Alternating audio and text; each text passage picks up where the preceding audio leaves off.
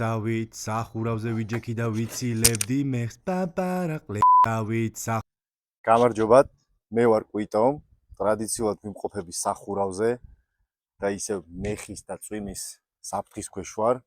ჭეხაბულც აქ არის, ჩემი ლურჯი მეგობარი, ეს ისვენებს 1500 ფილმზე ბევრად მეტი მაქვს ნანახი, იმიტომ რომ 6 წლიდან არ გავჩერებულ ვარ, და თავისუფლად შეგვიძლია საკუთარ თავს სინოფილი უწოდო. სინეფილია თუ სინოფილი, რა მნიშვნელობაა? სიახლეები.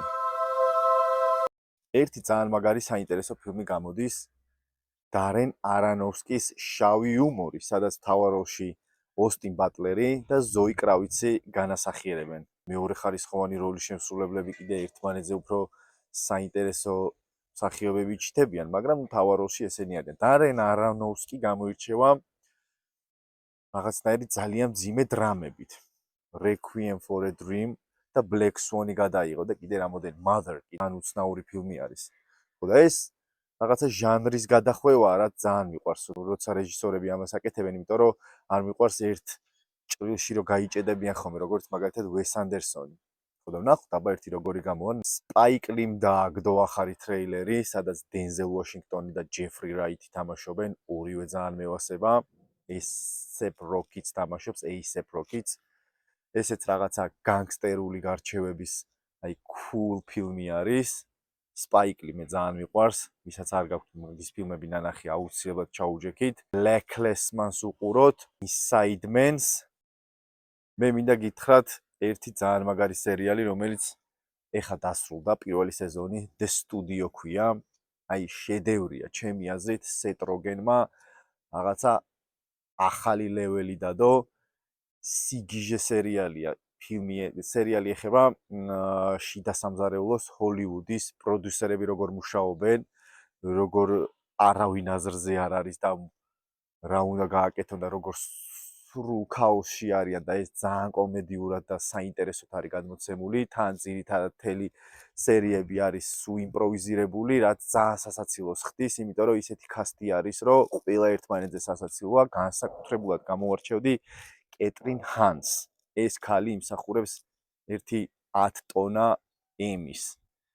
ეგეთი გამორჩეული პერსონაჟი, რომელიც აბსოლუტურად ყველა დიალოგში თუ წამიერად თუ ეპიზოდურად იჩითება, ყველგან ძალიან სასაცილოა. ყველად შევამჩნიე Step Brothers-ში თუ გახსოვთ, მანდაც ძალიან სასაცილოა და მერე კიდე ერთი სერიალი არის, სხვათაშორის ოფისის შემქმნელების Parks and Recreation.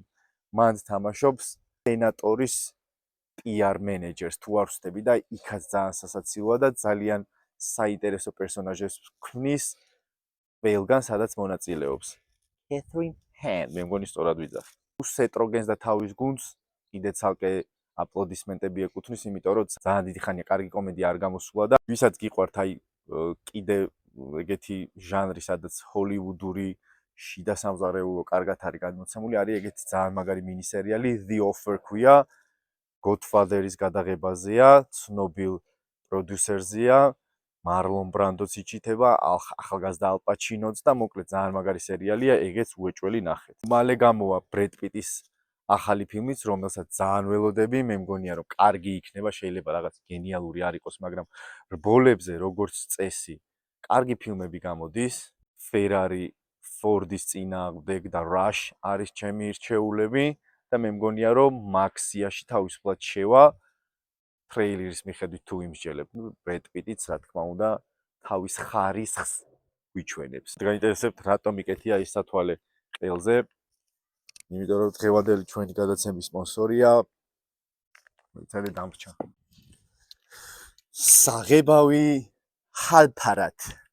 ჰალფარათი. შეღებე შენი. მე ამით რამე საინტერესოს მივაწერ აგერ კედელზე. მომეტა ეგ სკამზე მოუნიშნავ, რომ ხან სად დგავ ხოლმე, ხან სად. აი აზრია. ამასაც მოვხაზავ. შენიერი. რაღაცაში გამომადგა. იმ დღეს კიბეებზე დავგორდი. სახის კიბე მაქვს რა, სახში დუპლექსში ვცხოვრობ და მეორე სართულიდან პირველ სართულამდე ისე ჩამოგორდი, რომ წელის ეს ნაწილი აბსოლუტურად ყველა საფეხურს დავარტყი და რო ეგდე. თან მეცინებოდა და ერთადერთი რაზეც ვფიქრობდი იყო ახლა მართლა კალონკასთან ვარ. მოდი კალონკასთან. Last of Us-ის ბოლო სეზონმა ძალიან დიდი იმედები გამიცრუა, იმიტომ რომ ესე მგონია რომ მიაფუჩეჩეს ეგ სერიალი. არა და პირველი სეზონი ისე მაგრად დაიწყო. ეს თვითონ თამაშის შემქმნელი და კრეიგ მაზინი, რომელიც ჩერნობილის შემქმნელია, სერიალი, მინისერიალი, რომელსაც უეჭველი უნდა უყუროთ.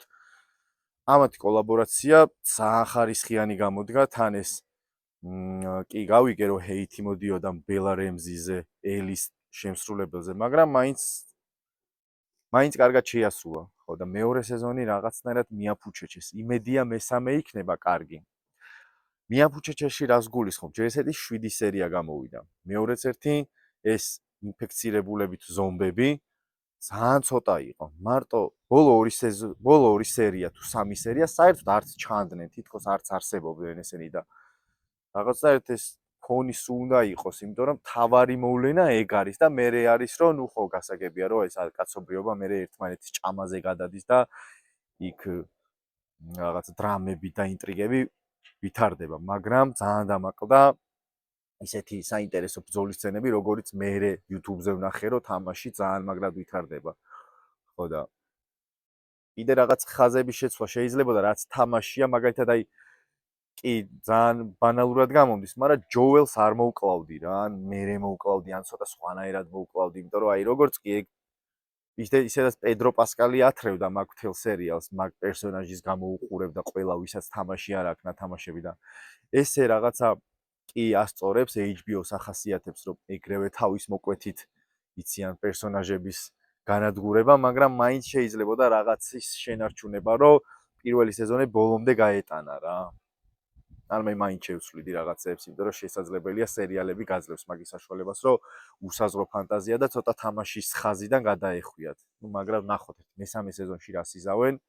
იმედია კარგი გამო, იმიტომ რომ ის AB-ს შემსრულებელი ძალიან ნიჭიერი მსახიობია და მე მგონი მთელი მესამე სეზონი მაგ პერსონაჟის განვითარება და მაგ პერსონაჟის გარშემო იქნება და კიდე იქ რაღაც საინტერესო თემები ვითარდება, რაც ძალიან მომეწონა ფინალურ სერიაში სტადიონზე რო აქვს რაღაცა ბანაკი მოწყობილი ძალიან დამევასა. წინა ეპიზოდში ვიწუწუნე ტომ კრუზის ერთი და იგივე პერსონაჟების შესრულებაზე, ხო და მე მგონი ნახა ჩემი ეპიზოდი და ძალიან საინტერესო სტატია გამოაქვეყნა Variety-მ, სადაც იძახიან, რომ ტომ კრუზი აპირებს განასახიეროს ის ლოს გროსმანი, რომელიც ძალიან მომწონს Tropic Thunder-ში თუ გახსოვთ, კინოსტუდიის ფლობელს განასახიერებს, მელოტი რო არის, ძალიან მაგარი პერსონაჟია და იძახის რა უკვე დაანონსდა და მიდის მუშაობა, იმიტომ რომ სცენარიც მზად აქვს თუ არ ვცდები და აპირებენ მაგაზე სპინ-ოფის გადაღებას, ანუ ცალკე ფილმის გადაღებას ამ პერსონაჟზე. მოკლედ ბენ სტილერი აღარ იქნება რეჟისორი, მაგრამ მაინც მგონია რომ ძალიან საინტერესო იქნება და მაინც მჭირდება რომ ტომ კრუზმა ითამაშოს მეტი განსხვავებული როლები. აღარ მინდა ეს თოპგანები და შეუსრულებელი მისიები. მინდა რომ ცოტა განსხვავებული ტიპაჟები ვნახოთ, იმიტომ რომ მართლა ძალიან ნიჭიერი მსახიობია და ეს ბევრ ფილმში აქვს დამტკიცებული, მაგალითად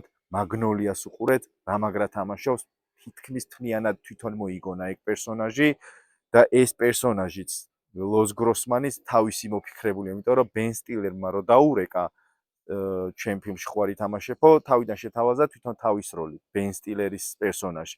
მაგრამ იმან უთხრა რომ მე მინდა რომ მელოტი მსუქანი, მსუქანხელებიანი კაცი ვითამაშო, რომელიც კინოსტუდიის ფლობელია, იმიტომ რომ სცენარში ეგეთი პერსონაჟი არ ყავსო და თვითონ ჩაამატა. ანუ აქვს ესეთი ნიჭი და მინდა რომ უფრო მაგას მიაწვეს, ვიდრე კასკადიორობას. მადლობა ტომ რომ უყურეთ ჩემ გადაცემებს. Hidden Gems. ანუ დამალული საგანძური. ივიწყებული ესეთი ფილმები, რომელიც ყველა მარიცის. ორ ფილმს გირჩევთ. ერთი არის კაპიტანი ფანტასტიკა, Captain Fantastic, სადაც ვიგო მორტენსენი თამაშობს თავარ როლს.